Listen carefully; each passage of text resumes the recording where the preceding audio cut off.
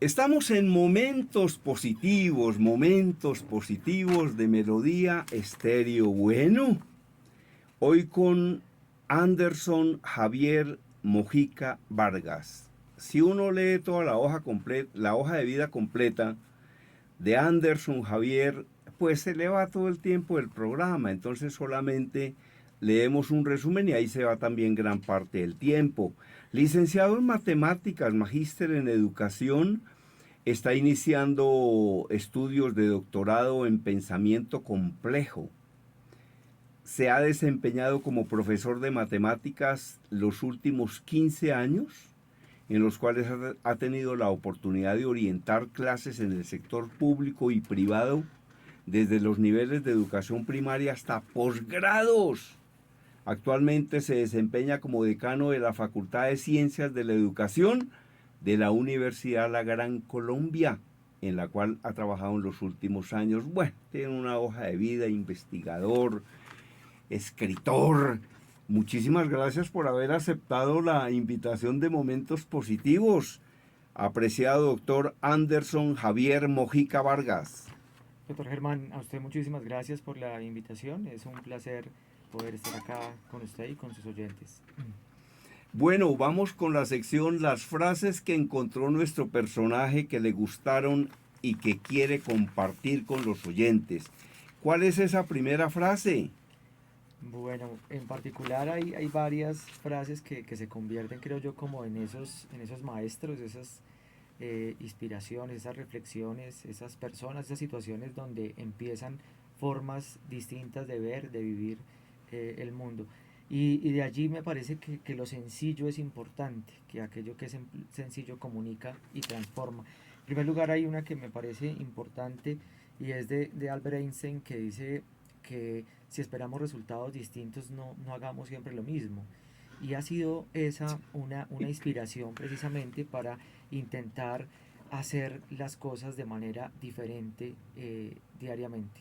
Es una invitación a transformar y a generar siempre una posibilidad de pensarnos en formas distintas. Hacer las cosas de la misma forma pues nos va a otorgar resultados iguales y definitivamente creo que lo que necesitamos es transformar en diferentes escenarios. Creo que en todo lo que hago me propongo siempre como ese anhelo, esa aspiración de querer hacer las cosas distintas. Sí, hay una frase que a mí no me gusta. Dice, para atrás ni para coger impulso. A mí me parece que muchas veces uno en la vida tiene que parar porque uno no se puede estar estrellando 1000 veces contra una misma pared y dice, no, es que yo para atrás ni para coger impulso. Hay momentos de la vida donde uno tiene que parar y más bien pensar. Oiga, ¿no será mejor cortar una rama, hacer una garrocha y saltar por encima de la piedra? ¿No habrá alguna opción de pasarle por el lado izquierdo? ¿No habrá una opción de pasarle por el lado derecho?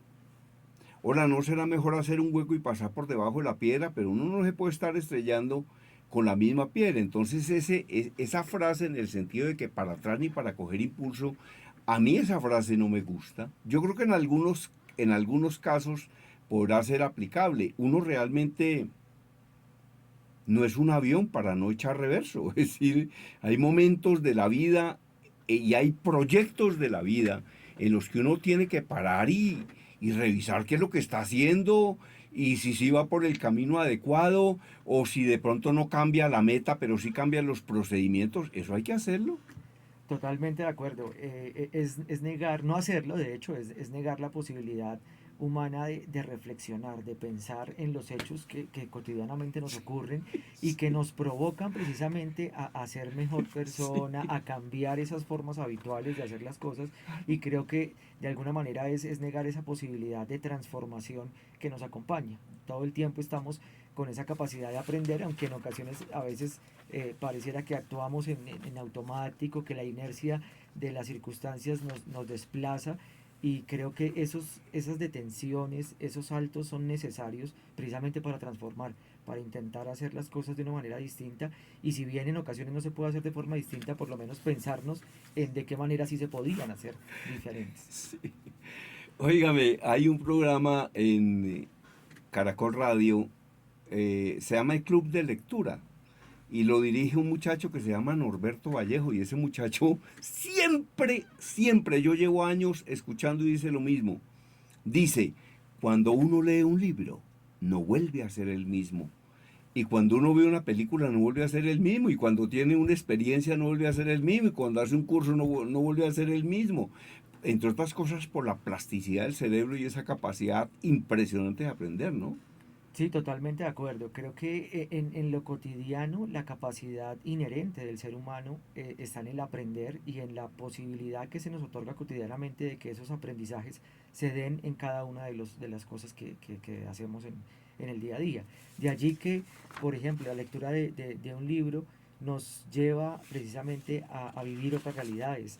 El poder ser empáticos con el otro nos lleva a reconocer esas otras situaciones, esas otras experiencias que nos hacen también aprender de lo que le ocurre a los otros. Y creo que estar en esa actitud curiosa Sí, de estar siempre atentos y dispuestos sí. a aprender, a absorber de lo que está a nuestro alrededor, hace parte de eso que las neurociencias han definido como la plasticidad. Y es que la sinapsis que se provoca neuronalmente es la evidencia fáctica de que efectivamente las capacidades de aprendizaje están desarrolladas a lo largo del tiempo. Incluso siempre están allí presentes, hasta casi que hasta la muerte, bueno, o a no ser que por condiciones ya médicas muy particulares esas posibilidades no se den, pero estamos siempre dispuestos a aprender. Claro, claro. Yo digo que una persona inteligente es la que aprende de sus propios errores. Pero para mí una persona genial es la que es capaz de aprender de los errores de los otros. Que aprenda de sus propios errores y aprender de los errores de los otros, buenísimo. Por supuesto, y allí de alguna manera como maestro, eh, digamos que ese es la constante y es cómo en la práctica cotidiana del maestro el error del estudiante se convierte en un aprendizaje para mí como maestro en la medida en la que ya sé de qué maneras no es tan efectivo, de qué formas es más viable comunicar, de qué maneras es más agradable para el estudiante presentar un contenido, un proceso. En matemáticas, por ejemplo, en particular suele ser problemático esa idea de que todo tiene que ser basado en un algoritmo y en un paso a paso que pareciera no dar mucho margen a la imaginación y a la creatividad, cuando de hecho la matemática está es creada desde la creatividad, desde la posibilidad de hacer cosas diferentes, de proponer nuevos caminos, de buscar alternativas diferentes, es lo que ha generado el conocimiento matemático en su proceso de constitución epistemológica. Sí. Óigame,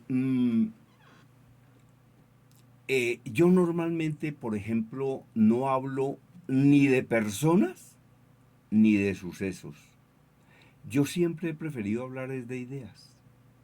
Entonces vea que cuando yo tomo un taxi, o un Didi, o un Cabify, o un Uber, y el conductor comienza a hablarme de hechos, como que está lloviendo, que está haciendo sol, que este gobierno, yo realmente lo interrumpo muy respetuosamente, lo saco del tema y le digo, oiga, ustedes hablan con mucha gente todos los días, ¿no? Dice, sí, sí, sí, claro, claro, eso hablamos con 20 personas todos los días.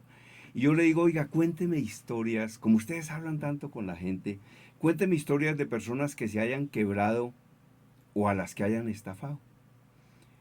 Y entonces la persona comienza a pensar y dice, historia, ay, sí, yo conocí un señor, ay, ese señor tenía 30 taxis y cómo le parece que se quebró. Y yo le pregunto, ¿y por qué? Entonces la pregunta es, bueno, ¿y usted por qué le pregunta normalmente a las personas, a los taxistas que le cuenten cosas o historias de personas que se hayan quebrado o a las que hayan estafado? Yo digo, lo que pasa es que es para aprender de esas historias. Porque si a mí me cuentan una historia de alguien a quien estafaron con una criptomoneda, pues sencillamente yo ya me prevengo y a lo mejor todo ese tipo de conversaciones me agregan valor y me sirven. Ahora hay algunas conversaciones ya de solaz con los amigos de uno, donde uno se pone a hablar de cualquier cosa y ay, como para distensionarse y pasarla bien, ¿no?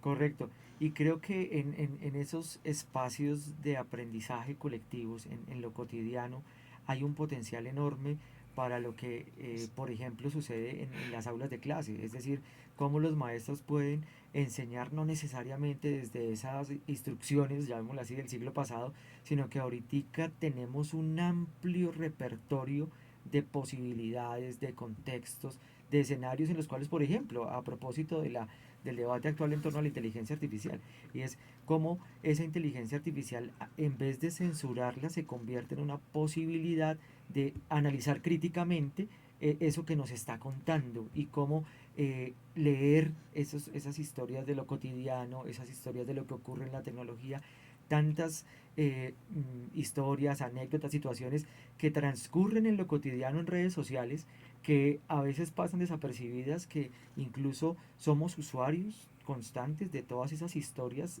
además cada vez más sintéticas, más cortas, que en últimas podríamos entender como una suerte de enseñanza, aquello que nos está llamando precisamente a provocar alguna reflexión, algún aprendizaje. Tal vez de pronto, en un ejercicio de buena fe, el algoritmo tenga esa intención de mostrarnos algo en lo que tal vez podamos aprender. Sí, ahora lo que nos saca de la monotonía es la reflexión. Lo que nos saca de la monotonía es la reflexión. Por eso es que los conferencistas y los profesores somos tan importantes, porque ponemos a reflexionar a la gente. Claro, totalmente de acuerdo. Y allí creo que el asunto de la instrucción habitual debería pensarse más bien en el proceso de la reflexión, porque incluso ya la información no es el centro. Yo creo que el centro del acto formativo debe ser la reflexión, porque la información ya Total, la encuentras total, a la mano de un clic, total, la encuentras, total. pero si no tienes y además no cultivas la capacidad de reflexión, ¿cómo hacemos para hacer que ese conocimiento sea útil y además que ese conocimiento sea leído con perspectiva crítica a propósito de dónde puedo utilizarlo y para qué me puede llegar a beneficiar o a servir a aprender o alguna fecha, algún hecho particular? Óigame, qué gran placer escuchar al maestro Anderson Javier Mojica Vargas. Muchísimas gracias por todas esas enseñanzas y esas reflexiones que está dejando para los oyentes de Melodía Estéreo y de este programa. Momentos positivos. Muchas gracias por toda esa enseñanza que nos está dejando. No, es un gusto para mí poder compartir algunas de las reflexiones a propósito que en el ejercicio de la docencia creo que están a la orden del día. En lo cotidiano creo que a veces salir de un aula de clase sin haber hecho una reflexión de cómo pude haberlo hecho mejor es haber perdido un poco la clase. Más allá de que se hubieran hecho o no cosas, es la posibilidad de haber aprendido de esa sesión de clase, Le voy a enseñar una cosa. por supuesto. Eh, cuando una clase o una conferencia es buena. Un día leí lo más cierto que he podido conocer sobre cuándo una clase o una conferencia es buena. Una clase o una conferencia es buena cuando las personas que asisten salen con la sensación de que aprendieron algo que les sirve. Es ahí cuando es buena. Vamos con un tema musical y retornamos a Momentos Positivos de Melodía Estéreo.